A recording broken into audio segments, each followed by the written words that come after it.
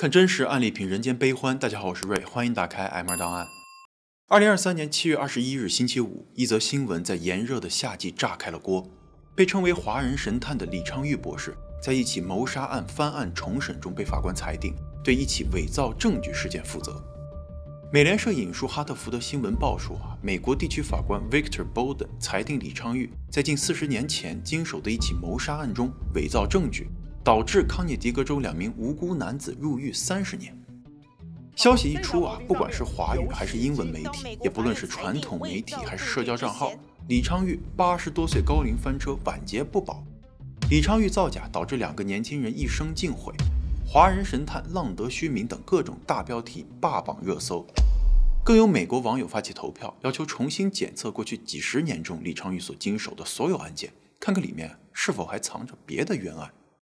一时间84岁的李昌钰博士大有被千夫所指的架势，他的一世英名难道会毁于一条毛巾吗？为了搞清楚原委M2 团队第一时间联系了李博士，他的家人说博士在休假中，他们2周之内会对这件事情有一个正式的回应。那么李昌钰牵涉其中的到底是一起什么样的案件？这起案件如何被翻案？以及李昌钰在里面到底扮演了什么角色呢？我们查阅了几年前被告翻案时的法庭记录，以及这次起诉康涅狄格州政府和州警的材料，还查阅了 The National Registry of Exonerations， 这是由密歇根大学主持建立的数据库，里面收集了从1989年起美国所有翻案成功的冤案记录。以这些资料为依据，这期节目将为大家解答所有这些问题。好，咱们就先从38年前的谋杀案说起吧。1985年的12月2日，也是美国感恩节长周末的最后一天，康涅狄格州小城 New Milford 发生了一起入室抢劫凶杀案。受害人呢是一个叫做 Everett Carr 的65岁退休卡车司机，他身中27刀，头部也遭受了多次重击，最终死在了他家1楼从客厅到厨房的过道上。由于有2刀正中他的大动脉，导致旁边的墙上甚至天花板上都喷洒上了大片的血迹，现场非常血腥。报案的是和死者同住的女儿 Diana， 她说她头天晚上出去和男友约会，走之前还听见隔壁卧房的父亲因为感冒而大声咳嗽，结果一大早回来就看见父亲一动不动地倒在了血泊当中。根据女儿的确认屋子里头少了一台老式录影机、一些衣服和廉价的首饰，还有几卷包好的硬币。这些东西呢，充其量也就100多块钱。警方把这个案件定性为入室抢劫杀人案。New Milford 当时的人口不到4000，警力薄弱，多年来呢治安环境良好，很多警察和法医从来没见过凶杀案，于是向康涅狄格州警寻求帮助。但是跟现在2级政府合作办案的方式不同上个世纪80年代这类的协作侦破通常会以当地警方为主导。也就是说呢，州警派过来的人只负责做一些初步的取证和化验工作，而对现场的拍照、记录等重要的步骤是要通过 New Milford 刑警队完成的。当时呢，李昌钰的职务是康涅狄格州法医实验室主任，也是作为州警协助人员而赶到现场的。受害者的失血量几乎达到了90%，现场几乎没有下脚的地方。见证团队只能用木板搭起了一个临时的斜坡，才能在不破坏现场的情况下靠近死者进行取证。他们在受害人身下发现了一个染血的刀鞘，但是并没有发现凶器。房子1楼靠近入口处有4个不完整的血脚印，大小跟死者不同，很可能是凶手留下的。楼上的卧室里也发现了一些零星的血迹，主要集中在床头柜和上面的一个雪茄盒上。见证人员还在屋子里头提取了40多枚指纹，跟死者和他的女儿都不匹配，有可能属于凶手，但是也有可能属于其他跟这家人有过接触的人。除了这些以外整个现场再也找不到和凶手相关的痕迹了。受害人的邻居回忆说头天晚上大概12点10分左右，曾经听到了非常大的汽车轰鸣声。他在窗口看见一辆车子停在了死者家门口，大概过了20多分钟，轰鸣声又再次响起，邻居再去看，车子就开走了。根据时间推断这个动静很大的车很可能就是凶手的座驾，可是由于夜间的光线太差，邻居没有看清开车的人、车子的型号以及里面到底坐了多少人，给调查增添了难度。当时呢，临近圣诞节，这个入室抢劫杀人凶手在逃的消息给小镇和周边市镇的居民带来了巨大的恐慌。警方也感受到了压力，他们接连开了几次新闻发布会，说保证让大家过一个平安的平安夜。正是这种现实侦破的压力让这起案件的警察接连使出了不可思议的手段。警方呢，首先是从盗窃入手，把近几年在警察局挂过号的小偷和销赃团伙一个一个的找过来问话。其中呢，还真有个小毛贼交代，他听别人讲有2个外乡人曾经偷过凶案那条街上的几处房子，时间也是感恩节的那个长周末。他俩开的车噪音特别大。警察一听这话就来了兴趣，这可不就跟邻居的说法给对上了吗？没费多大功夫他们就找到了那个毛贼口中的2个外地人，17岁的 Sean Henning 和18岁的 Ralph Birch， 以及那辆开起来能震动半条街的破车。他们俩呢，都是那种非常典型的不良小青年，很早就辍学混社会了，5毒俱全，没了钱就去偷，不管是自行车还是小汽车，小公寓还是大 house， 有机会就偷，没机会呢，创造机会也偷。他们在附近的几个小城流窜作案，这次是 Henning 新交了一个女友。由于 Henning 的这个女友的父母就在 New Milford 的郊外，于是呢，这3个人在去朋友家 party 之后打算在此逗留一夜。送女友回家以后2个男生就手痒了，估摸着有不少人趁过节出去走亲戚了，屋子空着，正好进去洗劫一把。不过呢，他俩都坚决不承认杀害了 Everett， 也否认去过他家偷东西。年纪小1岁的 Henning 甚至在警察给他看现场尸体照片的时候，忍不住当场给吐了。可是警察却不想放过这2个嫌疑人，于是对他们展开了长达数小时的审讯车轮战。没过多久2个人的回答就开始出现了各种前后不一致的情况。比如他们都否认见过死者，但是 Henning 之后呢，却提到受害人是个有纹身的大块头，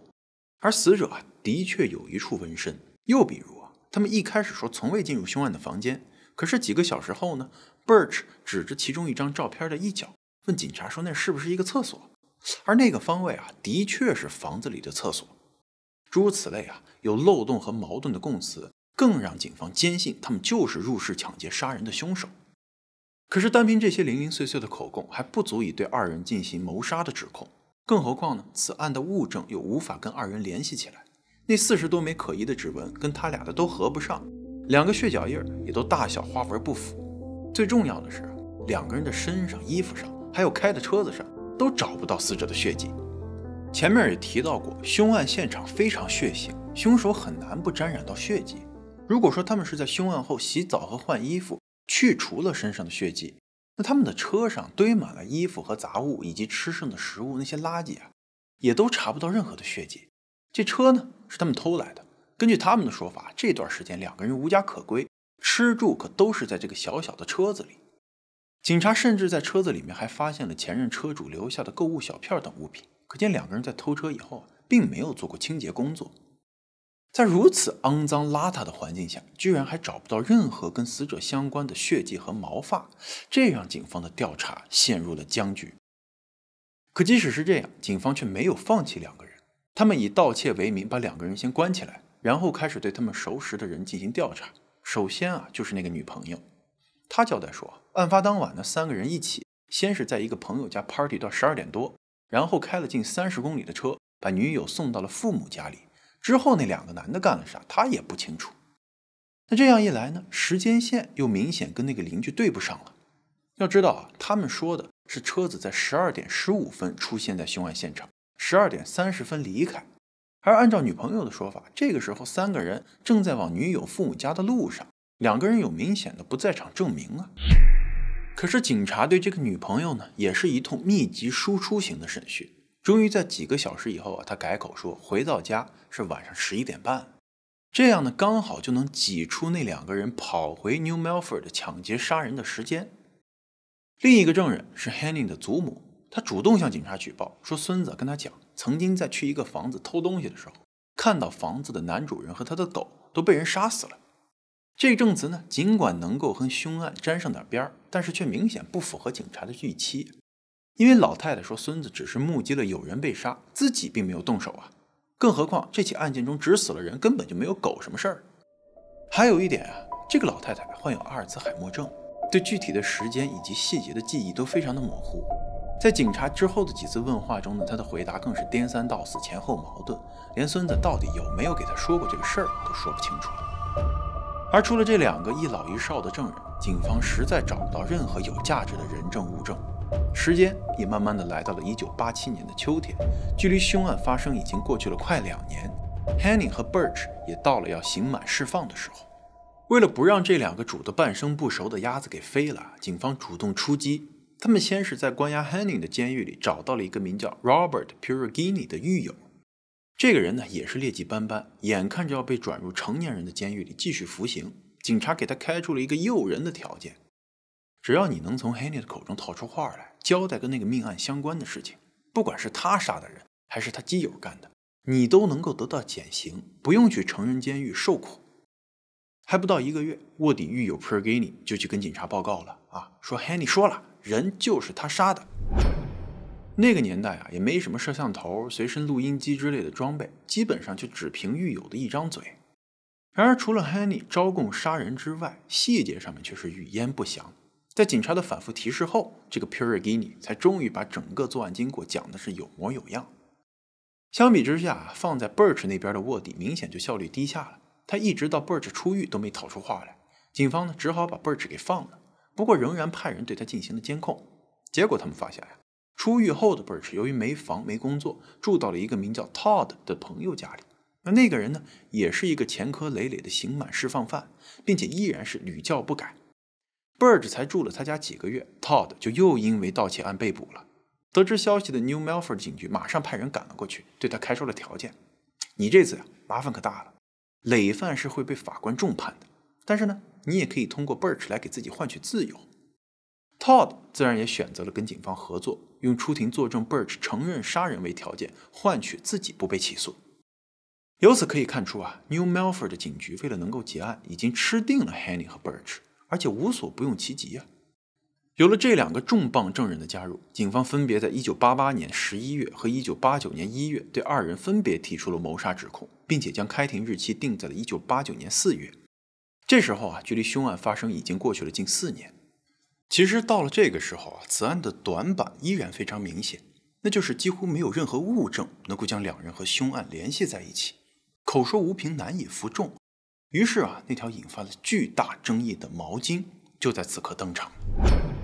前面也提到过，案发现场非常的血腥和暴力，墙上和天花板都有大片的血迹，而2个嫌疑人身上却没有血迹，这是本案一个无法避免的大 bug。于是警方请来了多名专家对此给出了解释，其中最有说服力的就是以血迹鉴定为专长的李昌钰。在法庭上控方出示了多张现场的照片，尤其是墙壁和天花板上的血迹分布，指出如果在行凶的时候，凶手和死者保持一个特定的角度，凶手身上见不到血也是可能的。李昌钰呢也在现场进行了演示，表示血液在飞溅的时候，如果遇到了障碍物，在墙上会留下轮廓，但是在现场的照片中却看不到这样的情况，所以呢很有可能是死者和墙壁之间什么也没有。当被问到是否有上述可能性的时候，李昌钰的回答是：我的观点是也许会有这个可能性。其实按照常识来判断身处到处是血的现场，凶手要做到身上完全干净，可能性是很小的。控方当然也清楚这一点，于是呢他们推断凶手行凶后去楼上的卫生间洗了个澡，换了一身衣服，所以不仅身上没有血迹，车子上也不会有。而支持这个说法的就是浴室里2条毛巾。警方的报告中他们在楼上浴室中发现的2条毛巾，有1条检验出了血迹，另外呢就是在洗手池的边缘也有一点点血液的残留。在庭审中辩方律师曾经要求将那根毛巾拿到法庭上向陪审团进行展示，但是遭到了控方的反对，他们觉得就是一条毛巾而已，有什么好看的，让李昌钰根据检测结果说明情况就行了。而法官最后也遵从了控方的意见。李昌钰对这个毛巾的描述是上面有一处非常淡，类似于微红色的涂抹痕迹，经过检验属于血迹，但是由于样本大小和检测手段所限，不能确定这处血迹属于被告或者是被害人，甚至不能确定这个血迹属于人类还是动物。 I did not say I found blood.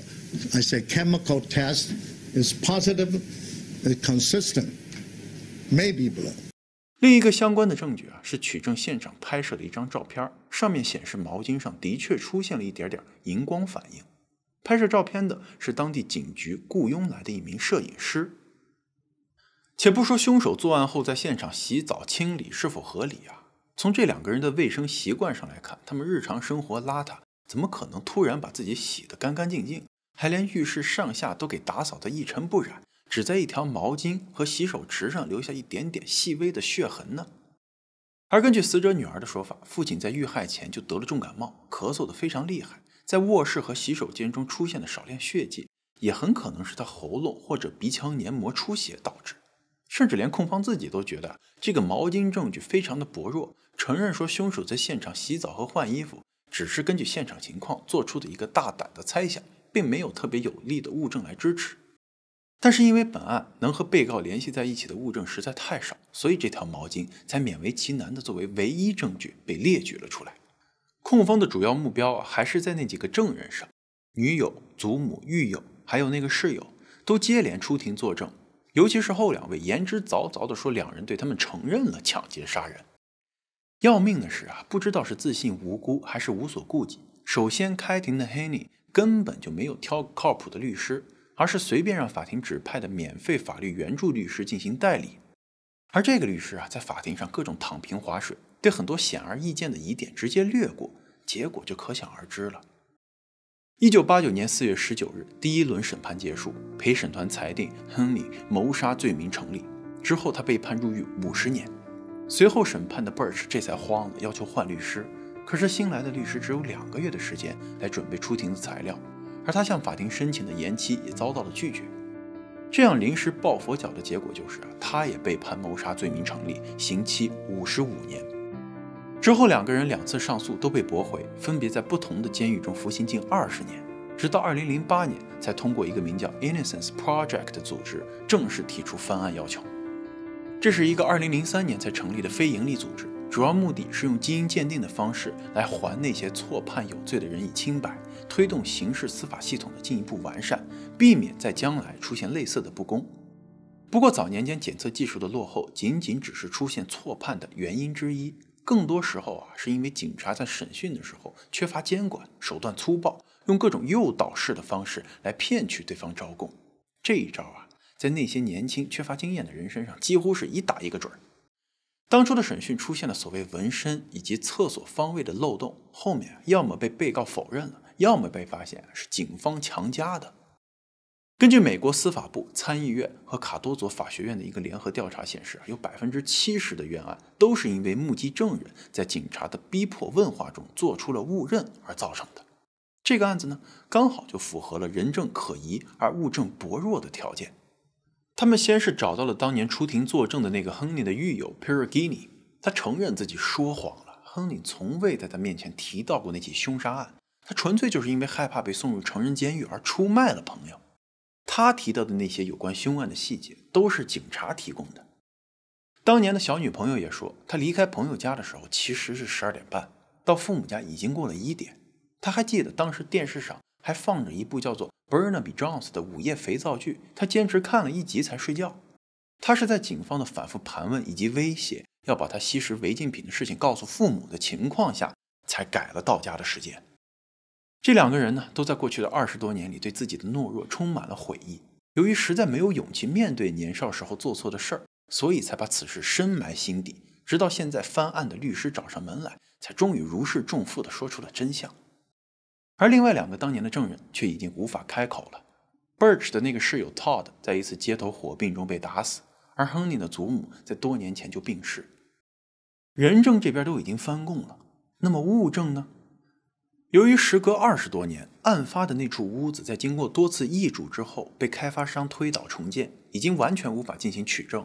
只能从警察保管在证物室的那些物品中取样进行检测，而其中最重要的就是那条染血的毛巾。但是这次的检测结果却震惊了所有人，不仅是现场完全没有发现和2名被告相关的 DNA 证据，而且那条毛巾上并没有发现血迹，上面那处早已变色的微小污渍被证明是一种无机物。这一发现成为了翻案中最具戏剧性的一个转折点。对此呢，李昌钰的解释是，毛巾在警方的证物室里保存了20多年，自然会发生生物降解、分解或者是变性。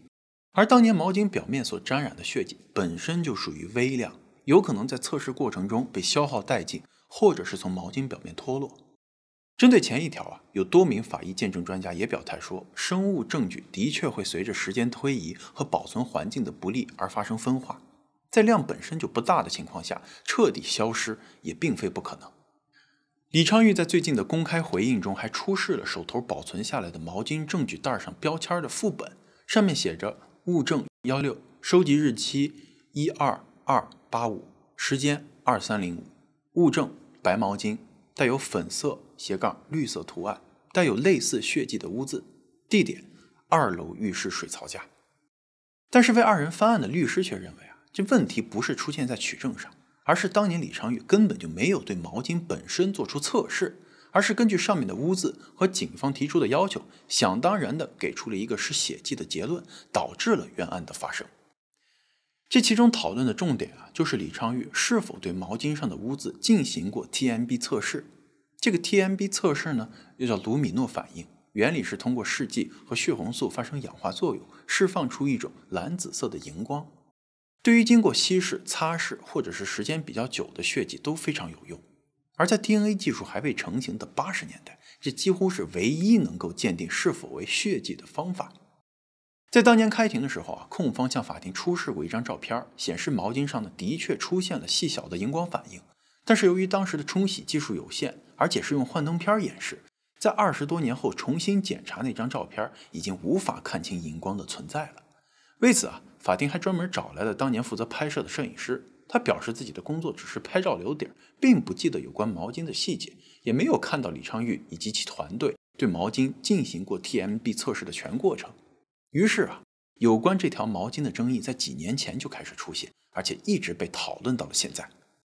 再说回翻案在经过了整整7年的重新调查取证之后，2015年底，康涅狄格州高等法院宣布将会对这起30年前的凶杀案进行重审。其中主要原因是因为当年的几位证人在警察的诱导下做出了不实供述。而针对那条毛巾和李昌钰当年的证词，负责受理此案的大法官在2016年的6月的裁决中写下了这么一句话 ：The court concludes Dr. Lee was wrong, but not lying under the oath。翻译过来就是李博士错了，但是他没有撒谎。这句话怎么理解我们的解读是呢，法官说的是李昌钰错了，指的可能是在毛巾检测的实验记录保管上不完善，并非是直接有意的造假。这个呢是2016年 Safraza 法官的判决。二人呢最后并没有被无罪释放，于是继续上诉到康涅狄格最高法院。这次呢他们成功了。地区法官 Victor Bolden 在2023年7月裁决中指出，李昌钰无法提供 written documentation or photographic evidence， 也就是说书面或者照片来证明他做过 TMB 检测。李昌钰博士在最近的声明中也强调，不能因为我到了现场记录不良就是伪证，一切由我负责。不能说因为照片不清楚就是我们没有做实化验，更不能说因为照片记录不清楚就是我们伪造了证据。作为一名鉴识科学家，我只在法庭上陈述我的现场重建及科学检测结果。至于要用哪些证据和问证人什么问题，是律师及法官的职责。我没有任何动机或者理由捏造证据。毛巾的化学测试对 Birch 和亨利先生涉嫌参与此案没有直接的指控作用。此外，在他们的审判中，我作证的科学证据中还包括了无罪证据，比如没有在他们的身上和衣物中检测到血迹。2019年7月，经过第2轮重审之后， Birch 和亨利分别被判无罪，当庭释放，而两人也从当年的毛头小伙变成了年过半百的大叔。重获自由走出法庭的时候，两人热泪盈眶，他们身上穿着的 T 恤上面分别印着我是无辜的和我并没有做。值得一提的是30年的牢狱生活中，二人完成了之前没有念完的高中学业，戒除了毒瘾。亨利呢还考取了职业训犬师的执照，亲手养大并训练了好几条工作犬，为战争中受到创伤后遗症的军人们提供帮助。在听说了诬告自己的室友死于帮派火并之后， Birch 并没有认为他死有余辜，反而是对自己的庆幸。如果不是因为在牢里头改过自新，按照之前自己人生的走向，也许早就会跟他一样暴尸街头了。